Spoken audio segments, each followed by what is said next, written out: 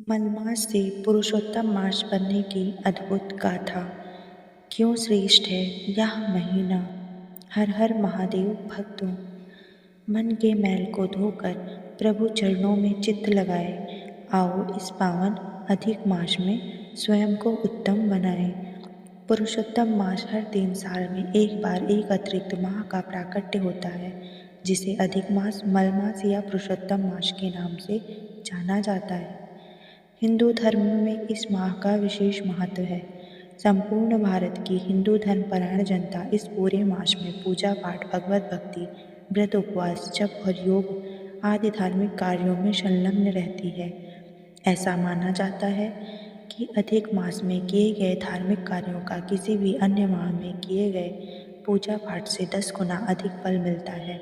यही वजह है कि श्रद्धालु जन अपनी पूरी श्रद्धा और शक्ति के साथ इस मास में भगवान को प्रसन्न कर अपने इस लोक तथा परलोक सुधारने में जुट जाते हैं। अब सोचने वाली बात यह है कि यदि यह माह इतना ही प्रभावशाली और पवित्र है, तो यह हर 3 साल में क्यों आता है? आखिर क्यों और किस कारण से इसे इतना पवित्र माना जाता है? इस एक माह को 3 विशिष्ट नामों से क्यों पुकारा जाता है? इसी तरह के तमाम प्रश्न स्वाभाविक रूप से हर जिज्ञासु के मन में आते हैं। तो आज ऐसे ही कई प्रश्नों के उत्तर और अधिक मास को गहराई से जानते हैं। हर 3 साल में क्यों आता है अधिक मास? वशिष्ठ सिद्धांत के अनुसार भारतीय हिंदू कैलेंडर सूर्य मास और चंद्र मास की गणना के अनुसार चलता है। अधिक मास चंद्रवर्ष का एक अतिरिक्त भाग है, जो हर 32 माह 16 दिन और 8 घंटे के अंतर से आता है। इसका प्राकट्य सूर्यवर्ष और चंद्रवर्ष के बीच अंतर का संतुलन बनाने के लिए होता है। भारतीय गणना पद्धति के अनुसार प्रत्येक सूर्यवर्ष 365 दिन और करीब 6 घंटे का होता है। वहीं चंद्रवर्ष 354 दिनों का माना जाता है। दोनों वर्षों के बीच लगभग 11 दिनों का अंतर होता है, जो हर 3 वर्ष में लगभग 1 मास के बराबर हो जाता है। इसी अंतर को पाटने के लिए हर 3 साल में एक चंद्रमास अस्तित्व में आता है, जिसे अतिरिक्त होने के कारण अधिक मास का नाम दिया गया है। इसे मलमास का नाम क्यों दिया गया? हिंदू धर्म में अधिक मास के दौरान सभी पवित्र कर्म वर्जित माने गए हैं। माना जाता है कि अतिरिक्त होने के कारण यह मास मलिन होता है। इसलिए इस मास के दौरान हिंदू धर्म के विशिष्ट व्यक्तिगत संस्कार जैसे नामकरण, यज्ञोपवीत, विवाह और सामान्य धार्मिक संस्कार जैसे गृह प्रवेश, नई बहुमूल्य वस्तुओं की खरीदी आदि आमतौर पर नहीं किए जाते। मलिन मानने के कारण ही इस मास का नाम मलमास पड़ गया है। पुरुषोत्तम मास क्यों और कैसे पड़ा नाम? अधिक मास के अधिपति स्वामी भगवान विष्णु माने जाते हैं। पुरुषोत्तम भगवान विष्णु का ही नाम है, इसलिए अधिक मास को पुरुषोत्तम मास के नाम से भी पुकारा जाता है। इस विषय में एक बड़ी ही रोचक कथा पुराणों में पढ़ने को मिलती है। कहा जाता है कि भारतीय मनीषियों ने अपनी गणना पद्धति से हर चंद्रमास के लिए एक देवता निर्धारित किए। अधिक मास सूर्य और चंद्रमास के बीच संतुलन बनाने के लिए प्रकट हुआ। ऐसे में ऋषि मुनियों ने भगवान विष्णु से आग्रह किया कि वे इस मास का भार अपने ऊपर लें। भगवान विष्णु ने इस आग्रह को स्वीकार कर लिया और इस तरह यह मलमास के साथ पुरुषोत्तम मास भी बन गया। अधिक मास को पुरुषोत्तम मास कहे जाने का एक सांकेतिक अर्थ है। ऐसा माना जाता है कि यह मास हर व्यक्ति विशेष के लिए तन मन से पवित्र होने का समय होता है। इस दौरान श्रद्धालु जन व्रत, उपवास, ध्यान, योग और भजन कीर्तन मनन में संलग्न रहते हैं। इस तरह यह समय सामान्य पुरुष से उत्तम बनने का होता है। यही वजह है कि इसे पुरुषोत्तम मास का नाम दिया गया। पुरुषोत्तम मास की अनुत्पत्ति कथा। प्रत्येक राशि, नक्षत्र, कारण व चैत्रादि 12 मासों के सभी के स्वामी हैं, परंतु मलमास का कोई स्वामी नहीं है। इसलिए देव कार्य, शुभ कार्य, वृत्ति कार्य इस मास में वर्जित माने गए हैं। इससे दुखी होकर स्वयं मलमास बहुत नाराज व उदास रहता था। इस कारण सभी और उसकी निंदा होने लगी। मलमास को सभी ने असहाय, निंदक, अपूज्य तथा संक्रांति से वर्जित कहकर लज्जित किया। अतः लोग चिंतातुर होकर अपार दुख समुद्र में मग्न हो गया। वह कांतिहीन दुखों से युक्त निंदा से दुखी होकर मलमास भगवान विष्णु के पास वैकुंठ लोक में पहुंचा और मलमास बोला, हे नाथ, हे कृपानिधे, मेरा नाम मलमास है। मैं सभी से तिरस्कृत होकर यहाँ आया हूँ। सभी ने मुझे शुभ कमल, वर्जित, अनाथ और सदैव घृणा दृष्टि से देखा है। संसार में सभी क्षण, लव, मुहूर्त, पक्ष, मास, अहरोत आदि अपने अपने अधिपतियों के अधिकारों से सदैव निर्भय रहकर आनंद मनाया करते हैं। मैं ऐसा भागा हूँ जिसका न कोई नाम है, न स्वामी, न धर्म तथा न ही कोई आश्रम है। इसलिए हे स्वामी, मैं अब मरना चाहता हूँ। ऐसा कहकर वह शांत हो गया। तब भगवान विष्णु मलमास को लेकर गोलोक धाम गए, जहाँ भगवान श्री कृष्ण मोर पंख का मुकुट व वैजंती माला धारण कर स्वर्ण जड़ित आसन पर बैठे थे। गोविंद से घिरे हुए थे, गौओं से घिरे हुए थे। भगवान विष्णु ने मलमास को श्री कृष्ण के चरणों में नतमस्तक करवाया व कहा कि यह मलमास वेद शास्त्र के अनुसार पुण्य कर्मों के लिए अयोग्य माना गया है, इसलिए सभी इसकी निंदा करते हैं। तब श्री कृष्ण ने कहा, हे हरि, आप इसका हाथ पकड़कर यहाँ लाए हो। जिसे आपने स्वीकार किया उसे मैंने भी स्वीकार कर लिया। इसे मैं अपने ही समान करूँगा तथा गुण, कीर्ति, ऐश्वर्य, पराक्रम, भक्तों को वरदान आदि मेरे समान सभी गुण इसमें होंगे। मेरे अंदर जितने भी सद्गुण हैं उन सभी को मलमास में तुम्हें सौंप रहा हूँ। मैं इसे अपना नाम पुरुषोत्तम देता हूँ और यही इसी नाम से विख्यात होगा। या मेरे समान ही सभी मासों का स्वामी होगा कि अब ये कोई भी मलमास की निंदा नहीं करेगा। मैं इस मास का स्वामी बन गया हूँ। जिस परम धाम गोलोक को पाने के लिए ऋषि तपस्या करते हैं, वही दुर्लभ पद पुरुषोत्तम मास में स्नान, पूजन, अनुष्ठान व दान करने वाले को सरलता से पुरुषोत्तम मास के नाम से प्रसिद्ध हुआ। यह मेरे समान ही सभी मासों का स्वामी होगा। अब यह जगत को पूज व नमस्कार करने योग्य होगा। यह इसे पूजे जाने वालों के दुख दरिद्रता का नाश करेगा। यह मेरे समान ही मनुष्यों को मोक्ष प्रदान करेगा।